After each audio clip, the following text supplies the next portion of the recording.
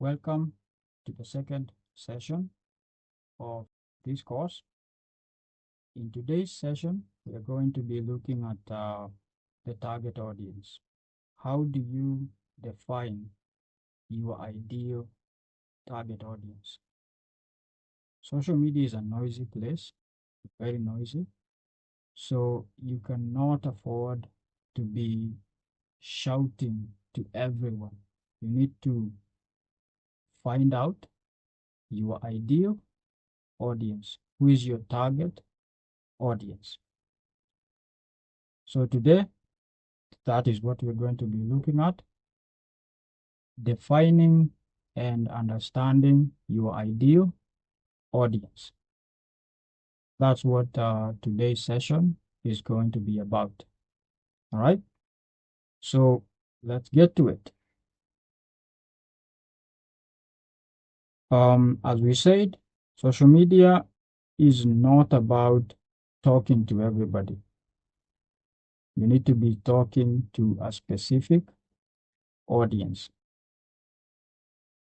One of the benefits of understanding your audience is that whenever you're creating content, whenever you're running ads, whenever you're sharing any message, it's going to feel personal rather than generic, because you're talking directly to a certain audience, and it's easier to just speak to a certain specific audience instead of talking to everybody or trying to resonate with everybody.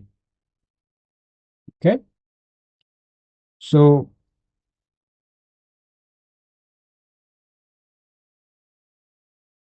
what is an ideal customer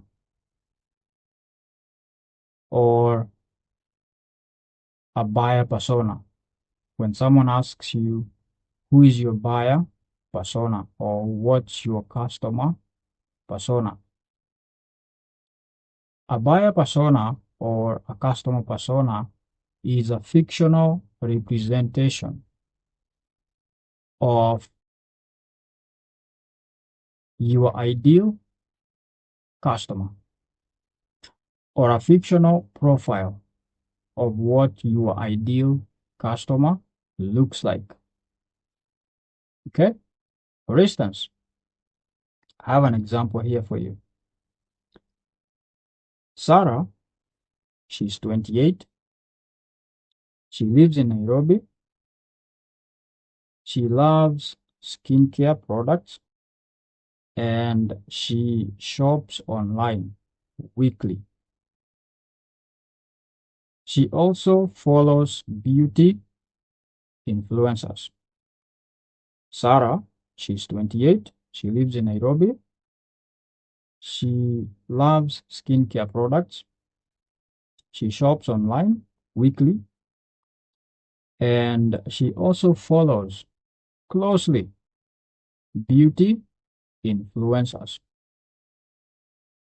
That's an example of a buyer persona or an ideal customer for this particular business.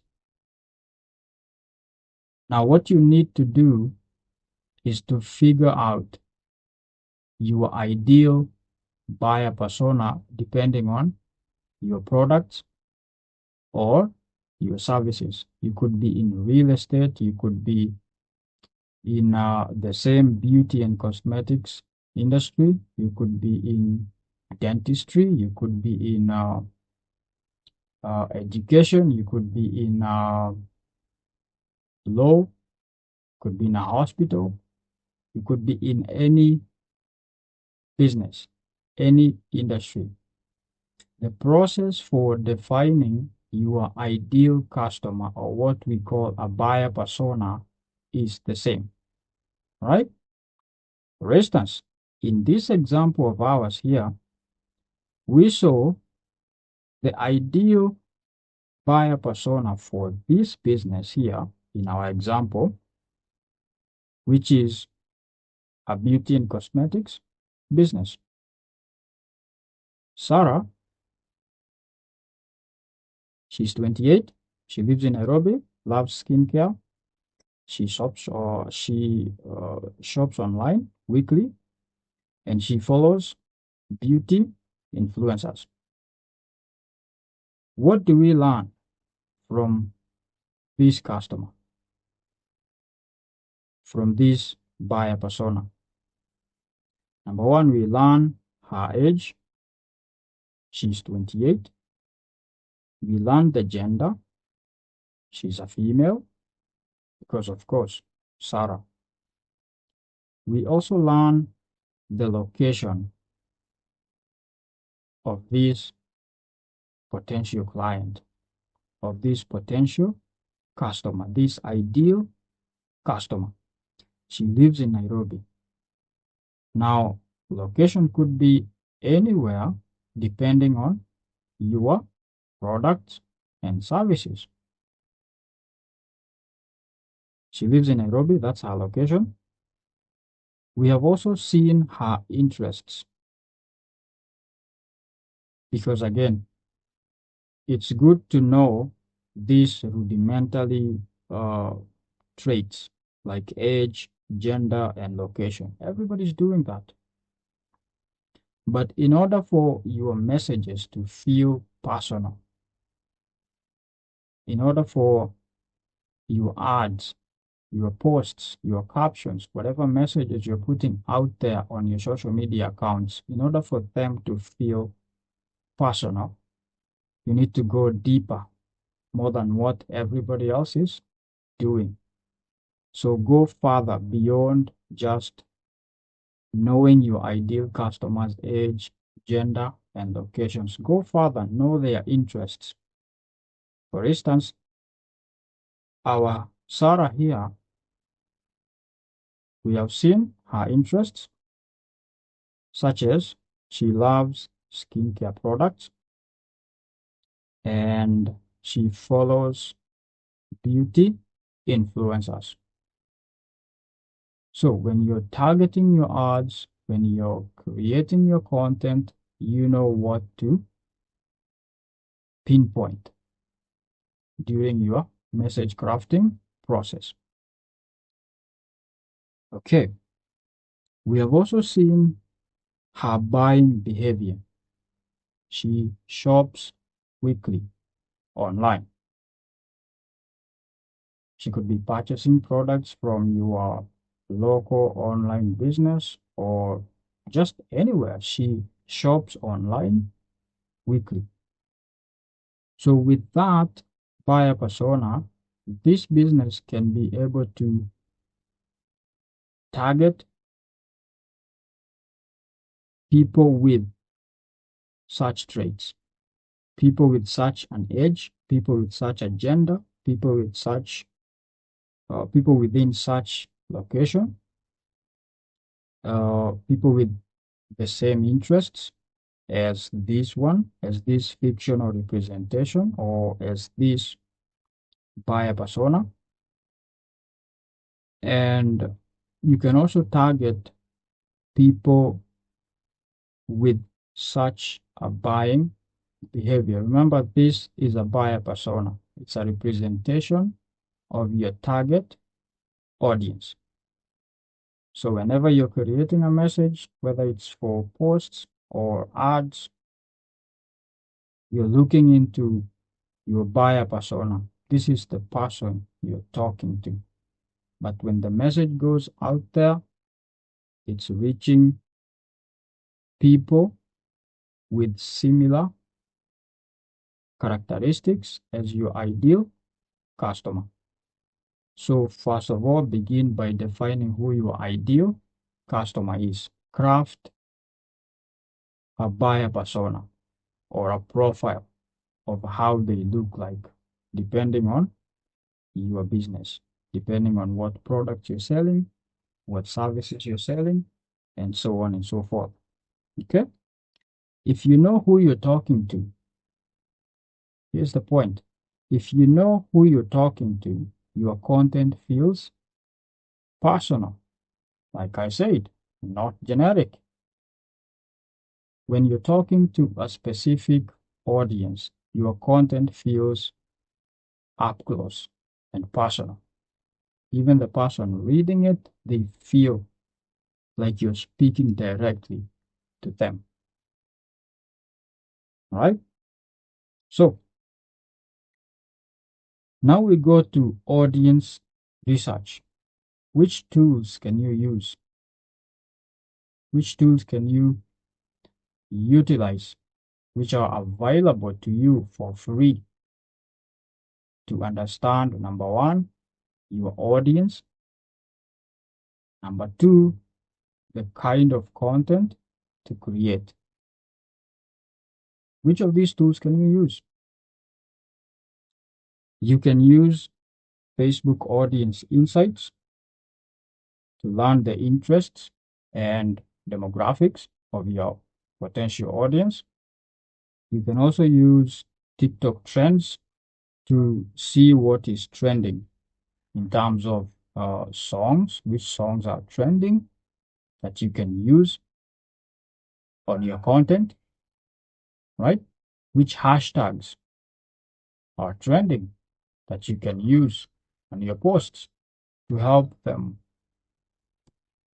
reach more people and fast, right?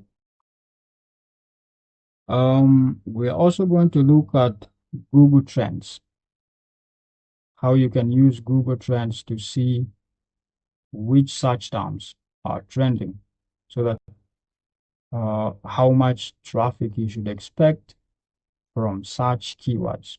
And of course, with Google Trends, you can also learn what search terms to use in your content to help it reach more people in the long run, organically, of course. And we're also going to look at a live demo using the same tools. So let's jump right to the screen so that I can show you how to do each of those. We start with Facebook Audience Insights. So to go to Facebook Audience Insights, you go to your Facebook account, your personal Facebook account,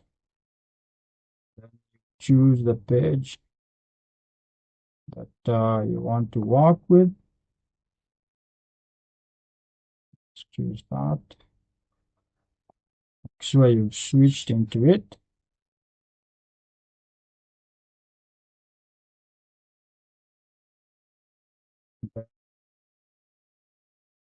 Once you have switched into the page itself, go to Insights on the left side of your screen, assuming you're using a laptop or a desktop.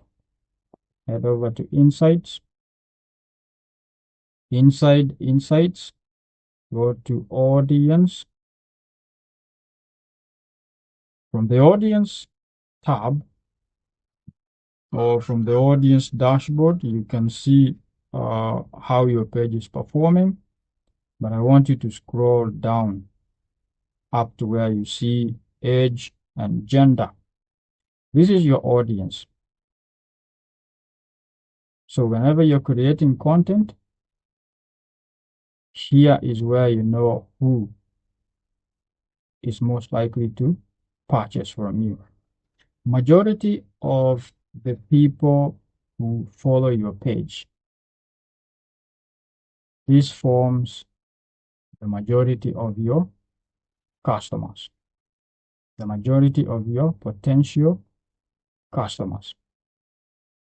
For instance, look at the number of women versus the number of men who follow your page. Who is more? Is it women? Is it men? For instance, in this page, men seem to follow more than women. Also, in terms of content engagement, men tend to engage more than women. So with that, you can tell who is the potential customer for this business. It's men. It's a construction business. And men tend to be more interested and capable of making, not really capable, but men have been seen to purchase more from this business more than women. I don't want to say women don't buy construction products. All I'm saying is, as per this business, men engage more, men call more, men inquire more about the products, men engage with posts more. They like, they share, they comment, they send messages. And in terms of selling, men also buy more. So from these audience insights, you can clearly tell who is your ideal customer. Okay?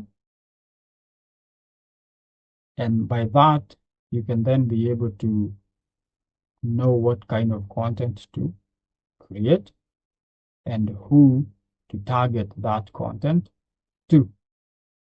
Let's go to the regions, the towns and cities and countries. Forget about the countries first. The cities. We are within Kenya. Now, depending on where your business is, your cities will be different. Your regions will be different. Look at where most of your audience is located. Which of the cities have more of your followers coming from? In this case, we have Nairobi for this page. Majority of those people who follow this page come from Nairobi. Right? Followed by the rest of the locations. In terms of the country, if your product is dealing with people from all over the world, you can tell which country is giving you more traffic, which country is giving you more engagement, or which country has more of your followers. Then when you're creating content, you know exactly what type of content to create, for who, where are they, how old are they, okay, so on and so forth. Inside the insights dashboard, you can see a lot, not just the gender, age, and regions of your target audience. There is a lot you can see in there. So feel free to go through all that. But the most important thing is that. The next one is TikTok trends. Let's head over to TikTok trends. To access TikTok trends, you need to go to ads.tiktok.com/business. Once you're there, you can easily go through the rest of the stuff. Go to trends. Once you're inside trends, you can see a number of things. You can see trends related to hashtags, which hashtags have been performing over a certain period of time, maybe 7 days, 28 days. You can see all the hashtags that have been being used by people across the world, including your own country. In our own case here, it's Kenya. So we can see what kind of hashtags have been trending inside of our country. We can also see the songs which have been trending so that we know again which songs to use for our content. See the songs, for instance, you can see in the past several days, how many days are this? We don't have the days, but you can see the songs which have been trending over the past few weeks are these ones. And you can see the trend curve. Is it going up? Is it going down? Going up simply means the trend is still happening. For instance, this one, the trend is still on an upwards trajectory. So this is a good audio to use for your TikTok videos. Even this one,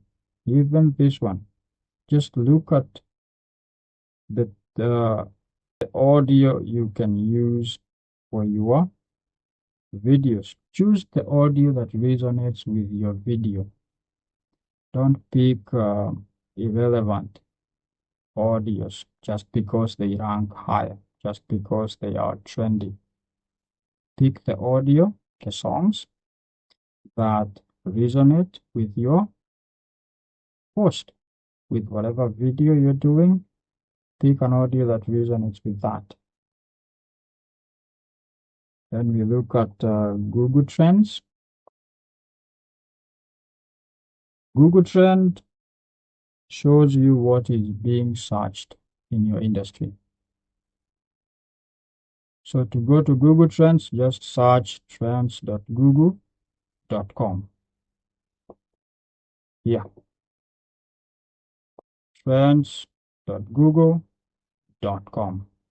And you'll be taken to a page that looks like this or something closer to this. Let's do a search.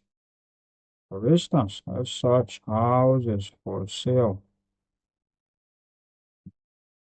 Selling cups. Sale. There's a term.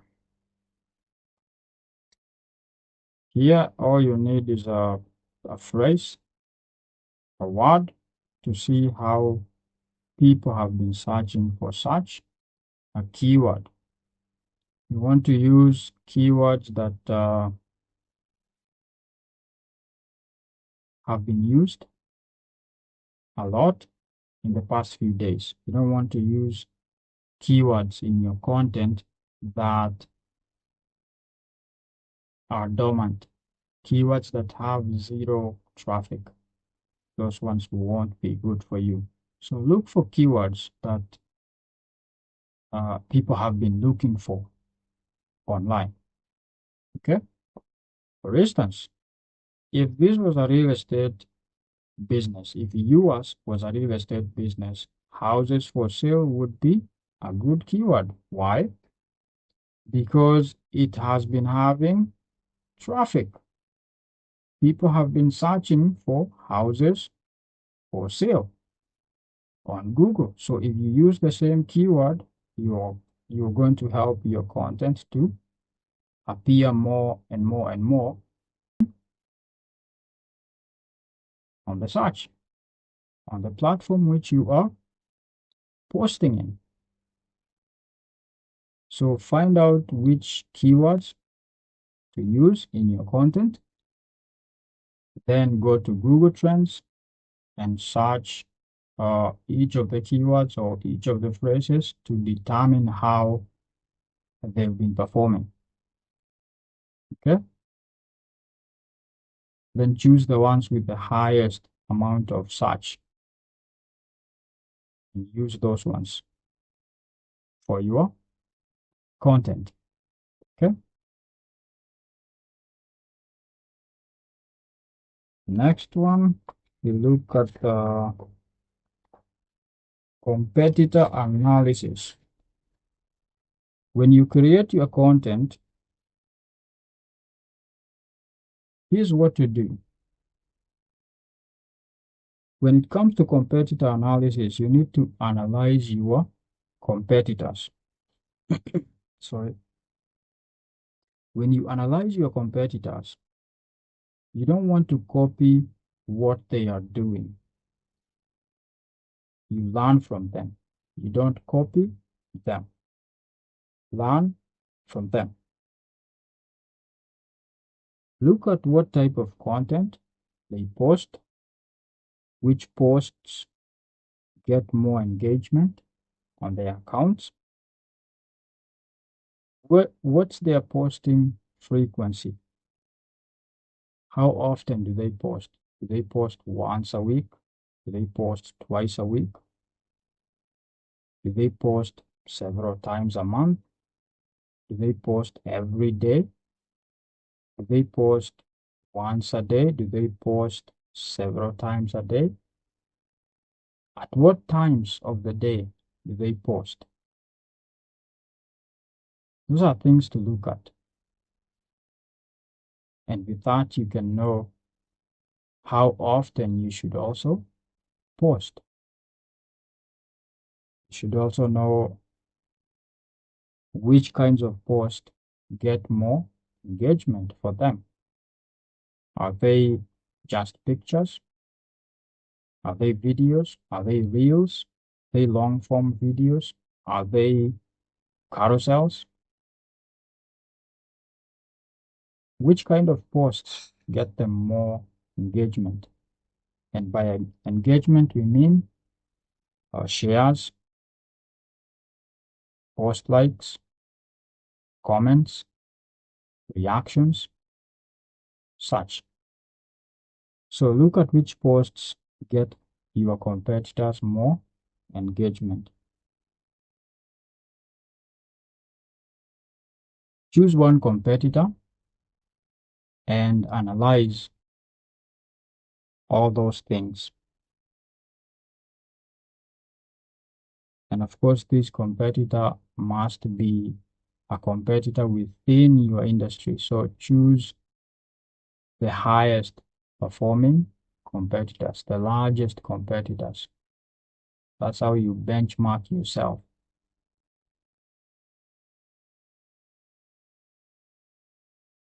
So today we defined your ideal customer. We also learned how to research audiences and analyze competitors. This is the foundation of creating content that connects. That's the end of the second session. In the next session, we're going to look at content strategy basics, where we're going to learn how to craft clear content strategy using industry content creation pillars, storytelling with things such as captions and graphic design, as well as content calendar. So stick around and see you on the next session, where we talk about content strategy.